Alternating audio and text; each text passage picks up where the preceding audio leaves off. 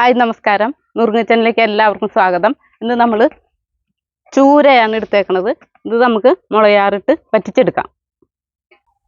നമുക്ക് മീൻ്റെ മുള്ളൊക്കെ വെട്ടി ഇതൊക്കെ ഒന്ന് വൃത്തിയായിട്ട് എടുക്കാം. ഇത് കല്ലിൽ വെച്ച് ഒന്ന് ഉരച്ചെടുക്കണം, ഇതിൻ്റെ പാടൊക്കെ പോകാനായിട്ട്. നമുക്ക് ആദ്യം മുള്ള് വെട്ടിയെടുക്കാം.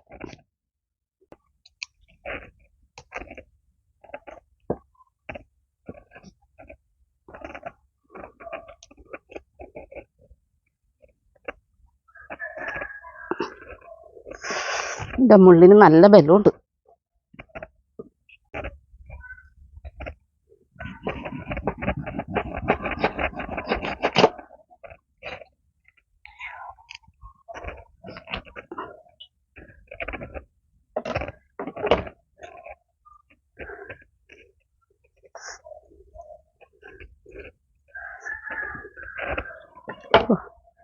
നല്ല ബലം, ഇത്ര വലിയ മീനല്ലേ.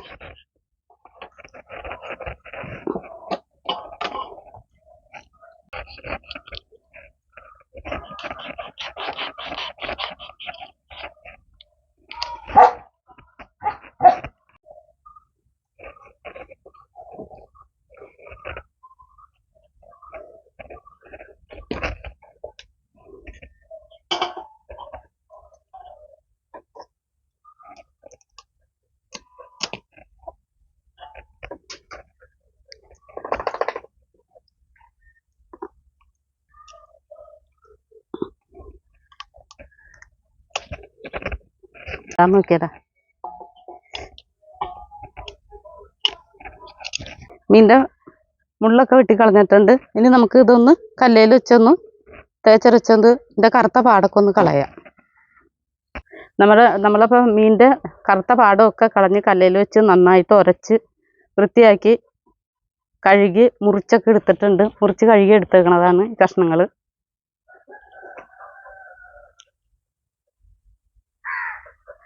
ഇനി നമുക്ക് അടുപ്പത്തേക്ക് വയ്ക്കാം. അടുപ്പ് കത്തിച്ചിട്ടുണ്ട്. ഇനി നമുക്ക് ചട്ടി അടുപ്പത്ത് വെച്ച് കൊടുക്കാം. ചട്ടി ഒന്ന് നന്നായിട്ട് ചൂടാവട്ടെ. നമുക്ക് എന്നിട്ട് വെളിച്ചെണ്ണ ഒഴിച്ചു കൊടുക്കാം. ഇനി നമുക്ക് വെളിച്ചെണ്ണ ഒഴിച്ചു കൊടുക്കാം.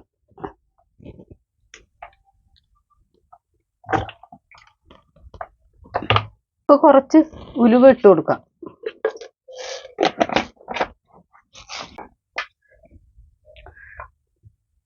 ഇപ്പോൾ നമ്മുടെ ഉലുവയൊക്കെ പൊട്ടി തുടങ്ങിയിട്ടുണ്ട്. ഇനി നമുക്ക് ഉലുവ നന്നായിട്ട് പൊട്ടിയിട്ടുണ്ട്. ഇനി നമുക്ക് അരിഞ്ഞു വെച്ചിരിക്കുന്ന സവാള, ചെറിയ ഉള്ളി, പച്ചമുളക് ഇവ ചേർത്ത് കൊടുക്കാം.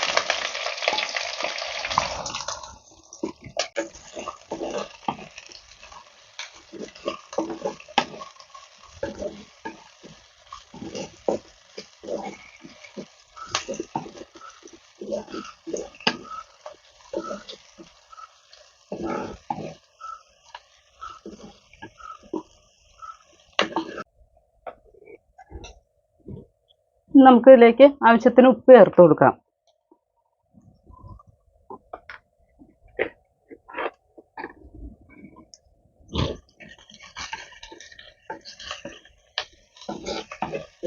നമുക്കൊരു രണ്ട് വേപ്പില ഇട്ട് കൊടുക്കാം. പിന്നെ ഇഞ്ചിയും വെളുത്തുള്ളിയും കൂടി അരച്ച പേസ്റ്റ് ചേർത്ത് കൊടുക്കാം.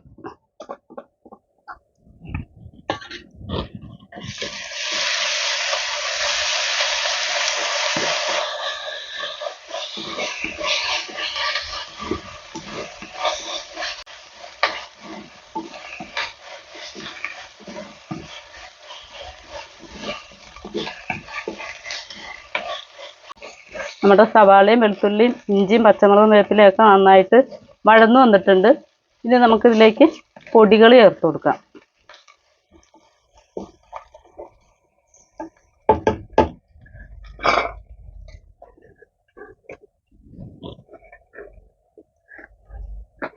ഒരു 1/2 സ്പൂൺ മഞ്ഞൾപ്പൊടി,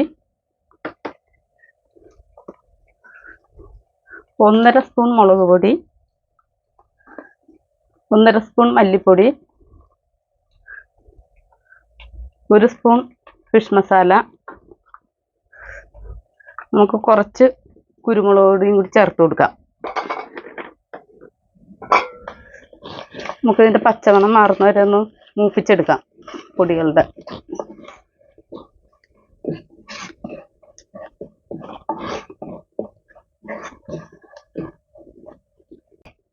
പൊടികളൊക്കെ നന്നായിട്ട് മൂത്തിട്ടുണ്ട്. ഇനി നമുക്കിതിലേക്ക് ഞാൻ കുടപ്പുളി വെള്ളത്തിലിട്ട് വെച്ചിട്ടുണ്ടായി, അത് ഒഴിച്ചു കൊടുക്കാം.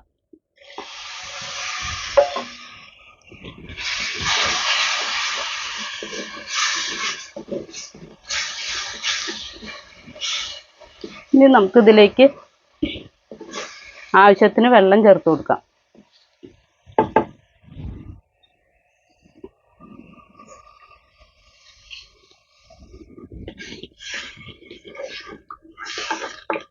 ഈ അരപ്പ് തിളച്ചിട്ട് നമുക്ക് മീൻ കഷ്ണങ്ങൾ ഇട്ട് കൊടുക്കാം. അരപ്പ് നന്നായിട്ട് തിളച്ചിട്ടുണ്ട്. ഇനി നമുക്ക് മീൻ കഷ്ണങ്ങൾ ഇട്ട് കൊടുക്കാം. ഞാൻ ആ വലിയ കഷ്ണങ്ങളൊക്കെ ഒന്ന് ചെറുതാക്കി ഒന്നും കൂടി പീസാക്കി എടുത്തിട്ടുണ്ട്.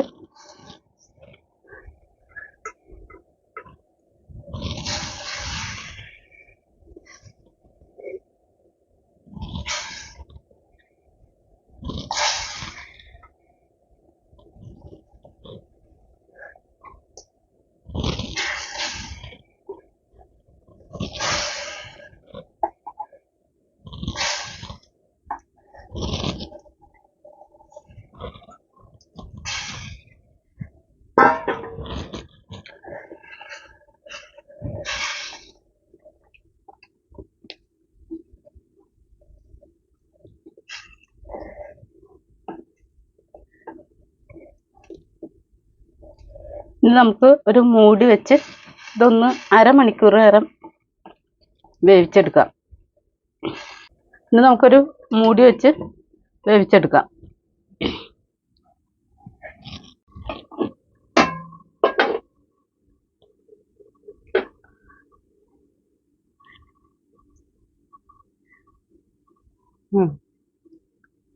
ഇനി നമുക്കൊന്ന് തുറന്നു നോക്കാം. അപ്പോൾ നമ്മുടെ ചൂരക്കറി റെഡി ആയിട്ടുണ്ട്. ചാറൊക്കെ വറ്റി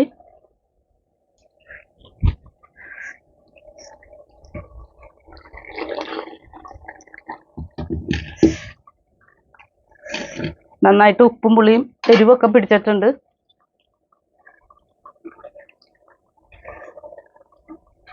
ഇനി നമുക്കിത് ഇറക്കാം.